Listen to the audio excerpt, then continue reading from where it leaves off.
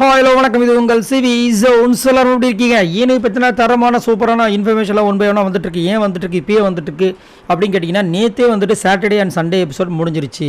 So அதில் பார்த்தீங்கன்னா நிறைய விதமான இன்ஃபர்மேஷன் வந்துச்சு. அதுலேயும் முக்கியமான ஒரு இன்ஃபர்மேஷன் குறும்படம்.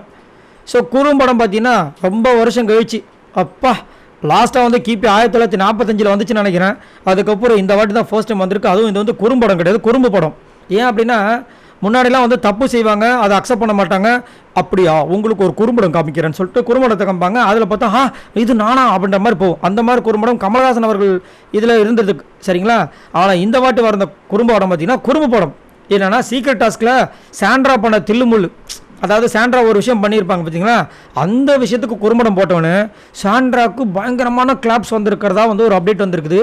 நான் என்ன சொல்கிறேன்னா, இது ஒரு சீக்ரெட் டாஸ்க். இப்போ இவங்களாம் வந்து முன் வந்து ஒரு விஷயத்தை பண்ணி அதுக்கு வந்துட்டு கிளாப்ஸ் வந்தால் பாராட்டலாம். இது என்ன இது, இவங்களே வந்து கிளாப்ஸ் வந்து ரெடி பண்ணுற மாதிரி இருக்குது. அது நாங்கள் கூட தான் பண்ணுவோம் அப்படின்னு வீட்டில் இருக்கவங்களாம் மற்றவங்க சொல்ல மாட்டாங்களா?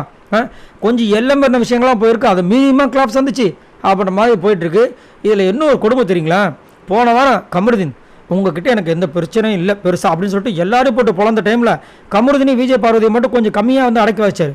ஆனால் இந்த வாட்டி நான் நல்லதானங்க இருந்தேன் அப்படின்னு சொன்னாலும் இல்லைங்க, அது அந்த ஷோவில் கமருதீனை கலாச்சாரம் எனக்கு ஃபுல்ஃபில் ஆகுதுன்னு சொல்லிட்டு இந்த வாரம் கலாச்சிருக்காங்களாம்.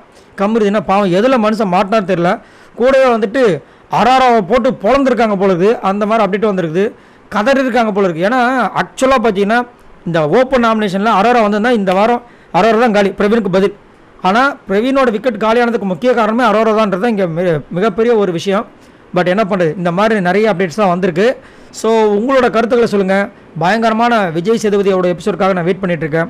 ஸோ இன்னும் யார் யாரெல்லாம் போட்டு பழக்கணும்னு நீங்கள் நினைக்கிறீங்கன்றதை மறக்காம கமெண்ட்ஸ் பண்ணுங்கள். பாய் நண்பர்களை.